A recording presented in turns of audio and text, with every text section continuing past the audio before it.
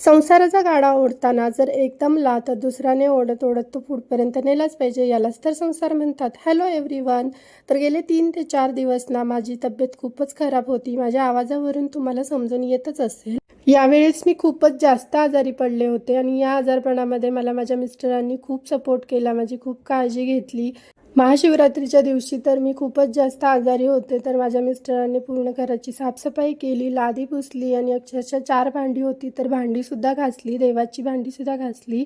आणि या 3 ते 4 दिवसामध्ये ना मी नुसतंच डाळ भात, कधी खिचडी भात, कधी नुसताच भात बनवत होते आणि माझ्यामुळे माझ्या मिस्टरांचे पण खायचे हाल झाले होते.